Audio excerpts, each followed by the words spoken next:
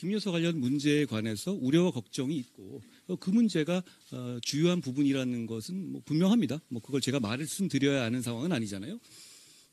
특별감찰관에 대해서는 저는 이렇게 생각합니다.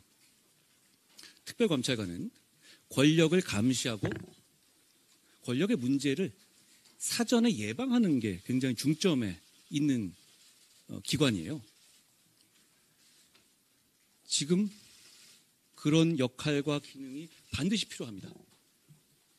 우리 국민의힘이 그것조차 머뭇거린다면 정말 민심을 알기는 아는 거야? 라는 생각을 하실 겁니다. 여러 가지 당내 다른 생각이 있을 수 있고 우리 국민의힘이 이견을 존중하는 정당이기 때문에 이견을 서로 토론할 충분한 절차는 필요하고 보장되어야 합니다. 그렇지만 저는 결국 우리 국민의힘이 등 떠다밀지 않고 변화와 쇄신을 주도해야 한다고 생각합니다. 그 첫걸음이 특별감찰관, 지금 문재인 정부 5년 내에 핑계대면서 미뤄왔고 지금 우리가 2년 반 동안 해오지 않았던 특별감찰관을 우리가 자발적으로 주체적으로 추진하는 길이 될 것이라고 저는 생각합니다. 예, 정광종 기자님. 안녕하세요. 고생 많으셨습니다.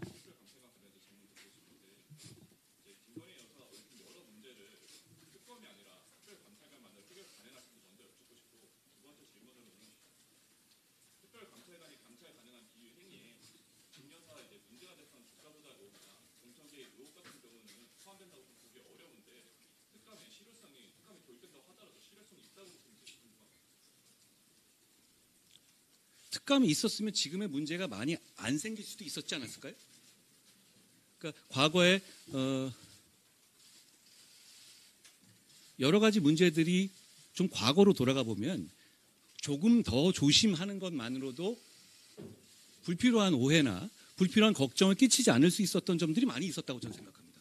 그러니까 앞으로라도 절대 그런 일이 없도록 하겠다는 다짐을 저희가 보여드려야 한다고 생각해요. 당연히 의미가 있다고 생각합니다. 그리고 여러 가지 지금 많은 얘기들이 있지만 그 중에 얘기가 되는 국민들이 보기에는 그냥 너무한데라고 하는 부분도 있으실 거고 그리고 이건 좀 더 설명이 필요하지 않나라고 생각하는 부분도 있으실 겁니다. 그걸 다 포괄해서 하나의 제도로 모두 해결하거나 그럴 수는 없겠죠. 다만 중요한 건 우리 정부 여당이 국민들의 걱정에 대해서 적극적으로 반응하고 변화와 쇄신의 주체가 되기 위한 이 태도와 입장을 보이는 거라고 생각합니다. 그런 의미에서 저는 특별감찰관 제도를 저희가 추진하는 것이 큰 의미가 있다고 생각합니다. 예. 예, 고재민 기자님. 안녕하세요. 고생 많으셨습니다.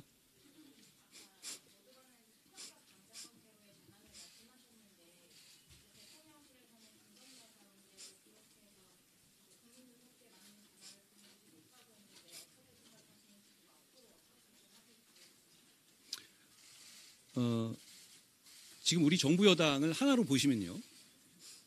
국민 눈높이에 맞추고 민심에 따르기 위한 과정이라고 보시면 될 것 같아요. 제가 오기 전에 결과는 상황은 많이 다르지 않았습니까?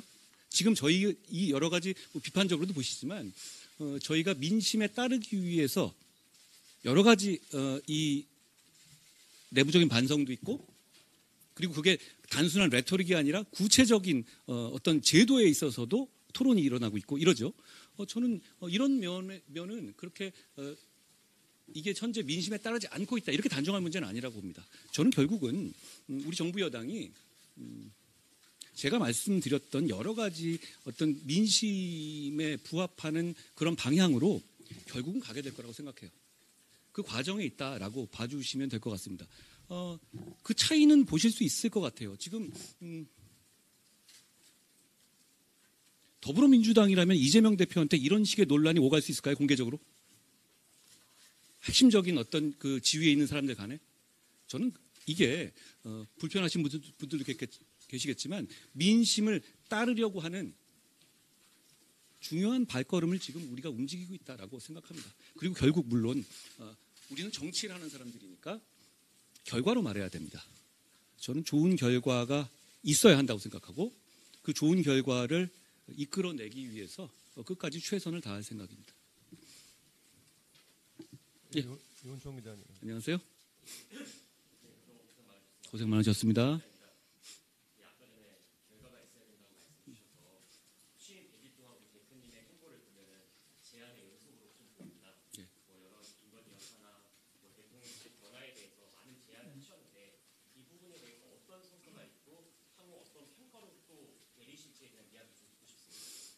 평가는 여러분이 하시는 것이고 정치인은 겸허하게 할 일을 하는 겁니다. 그런데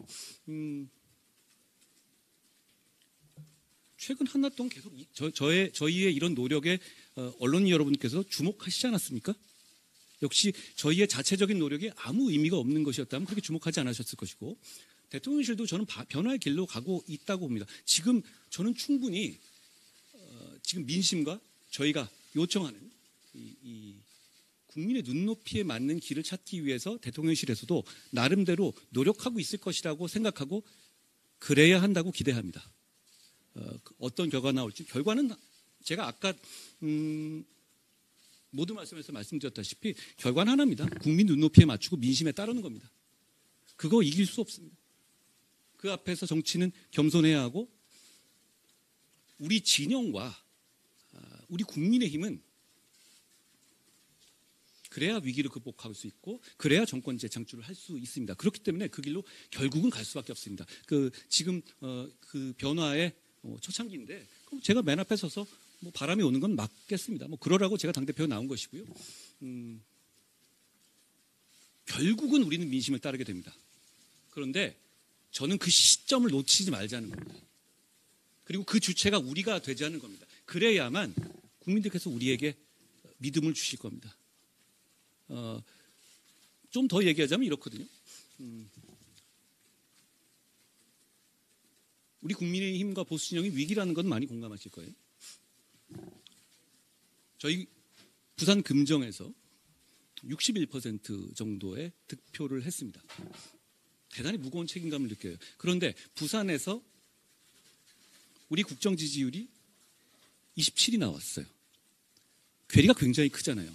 저희 금정에서 우리 국민의힘이 부산의 시민들께 호소드렸던 것은 우리가 한번 바꿔볼 테니 기회를 주십사 하는 거였어요. 민심이 대단히 안 좋았습니다. 그런데 그 약속만으로도 그 40에 가까운 괴리를 만들어주셨어요. 그렇다면 역설적으로 우리가 민심에 조금만 더 다가가고 더 노력하는 모습을 보이기만 하면 저희는 돌아섰던 민심이 돌아올 거라고 생각해요. 아주 단순합니다. 그걸 하겠다는 겁니다. 저는. 그리고 그게 늦어지면 이게 고착화될 것이고 백약이 무효할 겁니다. 지금은 저는 이 돌아섰던 분들 27과 61의 차이의 분들은 조금만 잘하면 전체주의적 성향을 가지고 선동주의적 성향을 가진 더불어민주당이 아니라 우리에게 대한민국과 본인들의 미래를 맡길 준비가 돼 있다고 생각합니다. 저는 그만큼 한 발짝 더 움직이고 그 노력을 하자는 것이고 그게 늦으면 소용이 없다는 생각을 하는 겁니다. 그런 절실한 마음으로 제가 문제를 해결하고 극복하겠다고 나서는 것이라는 말씀을 드립니다.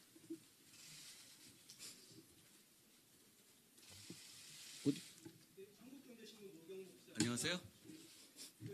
말씀하신 대로 성과가 있어서 그런 건지 지난주에 지지율 조사를 보면 대통령 지지율이 좀 떨어지는 가운데 당 지지율은 좀 올랐더라고요. 그게 꼭 긍정적으로 보실 부분이신지 혹시 그 부분에 좀 위험성 없으실지 참고 부탁드립니다. 지금 국민들께서는 당과 정에 지금 이 나라를 5년 동안 맡기셨습니다. 그 책임감을 저희가 느낍니다. 비록 소수당이지만 저희는 무한 책임을 지는 집권 여당입니다.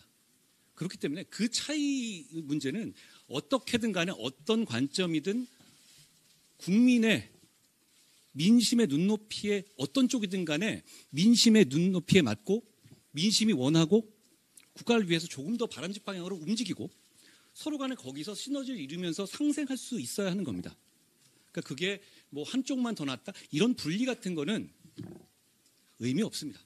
2년 반이나 남았습니다. 2년 반 동안 우리는 정부와 함께 좋은 나라 만들고 국민들에게 좋은 일을 해내야 됩니다. 2년 반 동안 아무것도 안 하고 버틸 수가 없어요.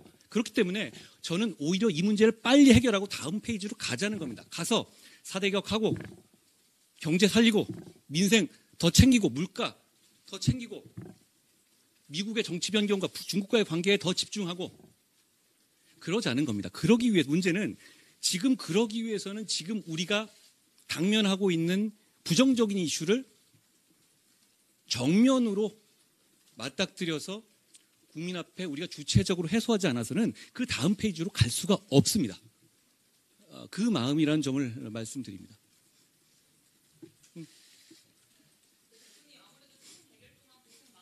고생 많으셨습니다.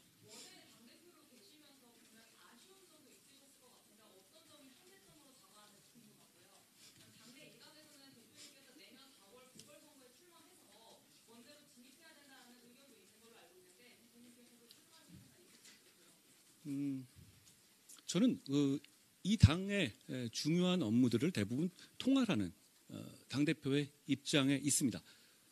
최선을 다하겠다는 말씀을 드립니다. 원내냐가 저는 그렇게 중요하다고 생각하진 않아요.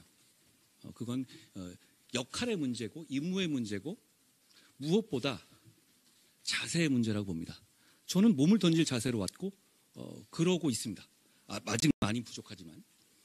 두 번째 질문도 역시 마찬가지인 것 같아요.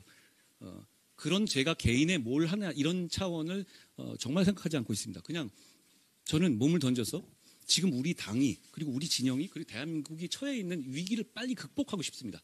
그것만 생각하고 그것만 집중하고 싶습니다. 저는 우리 모두 거기에 집중하고 있는 사람들이라고 생각해요. 그리고 그래야만 한다고 생각합니다.